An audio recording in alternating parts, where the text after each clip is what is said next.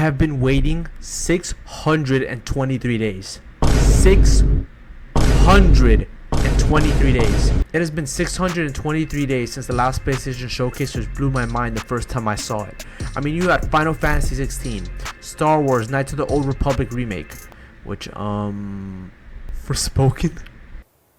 Did I just do that? Well, definitely with my assistance. I did not just do that. We did. I just move shit with my mind. If you don't get that bullshit out of my face, bitch. The Alan Wake remake. You had Insomniac Games on Demon Time revealing Wolverine and Spider-Man 2, which I will be talking about later. And of course, God of War Ragnarok. It was Sony dragging their balls all over Microsoft and Nintendo that day. So let me repeat myself. After 623 days, I think we've waited long enough. Well, that day came and went, and it was kind of bad. Now don't get me wrong, there were some gems in here like Metal Gear Solid, which was a cinematic, Phantom Blade, which looks incredible, Alan Wake 2, and of course Spider-Man 2, which all looked great. But overall, this entire showcase was a massive dud. For the sake of the video, I will talk about what I disliked about it first before going into my positives, as I would like to end this video on a positive note. But yeah, very disappointing, and I'm not alone, as plenty of people have shared my stance online.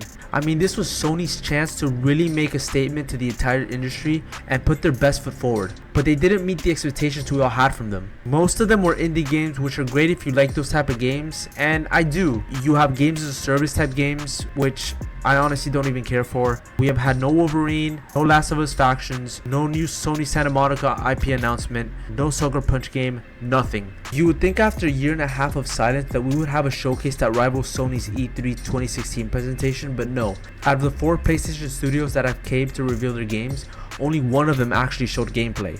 That studio being Insomniac, which really carried the whole show, but even then, that wasn't enough. I mean, we have Haven Studios revealing a live service multiplayer game, which looks fine, I guess. It was a CGI trailer, so that absolutely does nothing for me. We got a new IP from Firewalk Studio, which is a newly acquired studio, I believe, which announced Concord, which is an FPS. Again, it's a CGI trailer. And Bungie, who revealed Marathon, which is the game they're bringing back, and again, that does nothing for me because guess what? It's another CGI trailer. This honestly could have been a Spider-Man State of Play. A PlayStation showcase should have been Sony going all out and dropping bombs, but other than Spider-Man, they dropped water balloons. And do not even get me started on the whole, oh, don't act so entitled, be happy we got a show. Nah, that. This was supposed to be the look into phase 2 of the PS5, and after, I'm gonna repeat myself, 623 days, I quite frankly expected better. I'm not asking them to show all their projects. I'm not asking them to show a potential PS5 Pro. I'm not asking them to buy publishers. All I wanted is a deep look into what their studios are working on and why we should buy a PS5. I understand that these studios probably aren't ready to show their games, but that doesn't make me like the show anymore. I've seen people online say they should have another PlayStation showcase later this year, and I don't mind the idea honestly, especially if Microsoft manages to go all out with their showcase later this summer, because Sony just gave them the opportunity to outshine them and take back all the momentum after Phil Spencer waved the white flag a while back. We're not in the business of out-consoling Sony or out-consoling Nintendo. There isn't really a great solution or win for us. And I know that will upset a ton of people, but it's just the truth of the matter is that when you're third place in the console market, that kind of make being Xbox hard for us as a team, that's on us, not on anybody else. Alright, but enough with the negatives. Let's talk about what this showcase did right. First, let's talk about Metal Gear. I'm excited they announced it, but it's a CGI trailer. It's a remake. I'm excited to play it. That's all I got from Metal Gear. Up next is Alan Wake 2, developed by Remedy Entertainment. This game looks incredible, and after 13 years since the first game, I'm dying to play the second one. Anyways, I love the atmosphere, the visuals are great. It looks like it's leaning towards more into survival horror, which is right up my alley.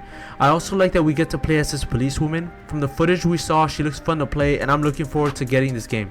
Digitally, of course, because for some reason they aren't selling the physical disc, which I don't know why, but whatever. Next up is Phantom Blade Zero, which holy this looks absolutely perfect. The combat is fluid, snappy, and kinetic. It looks really addicting with how crazy the combat plays. The ninja dude flips, slashes, runs up the wall. It looks like a game I can be playing for hours. The facial animations are really detailed and the art style is sublime. The graphics look like a next-gen game and rival some of the best looking games that are releasing today. But the true game of the show is Spider-Man 2.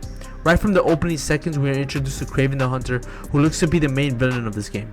He's also the guy we heard in the reveal trailer back in 2021, but this time we actually get to see how he looks like. I'm glad that they started the trailer the way they did, because I was getting worried that this guy was Kraven. But no, immediately after they show who the real Kraven is, and my god, he looks perfect. The design for him is traditional but also fits the world that Insomniac created, and the tone they set for the rest of the trailer indicates that this game will most definitely be darker than the first game. The graphics also look really good. I mean, look at Kraven's facial animations and the details on the suit. The city looks better than the first game and is now expanded upon, with Queens now available to roam around in, and according to Insomniac, is not the only borough that is open, as they did mention in a tweet with the term boroughs in plural, meaning there's going to be other areas of New York that we can travel on. Specifically, I think Brooklyn, considering that's where Miles lives. So we start the gameplay off in Queens, and immediately we see the combat, and it looks spectacular. Very Web of Shadows inspired combat. First, we see the symbiote tentacles and how aggressive he is fighting these people. Not only with how brutal the attacks are compared to the first game, but with how Peter talks to his enemies.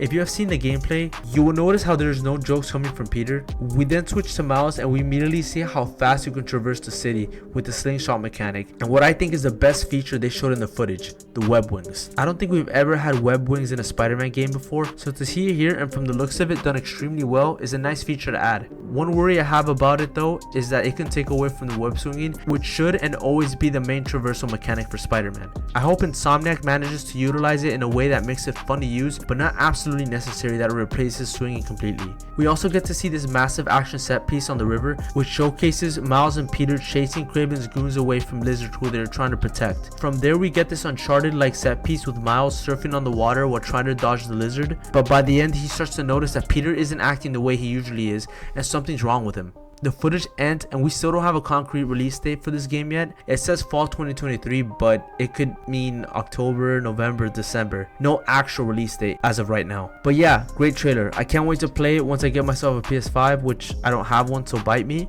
Overall, the showcase was a disappointment. Besides Spider-Man and a couple others, the lack of a true look to what PlayStation Studios are working on is what killed it for me.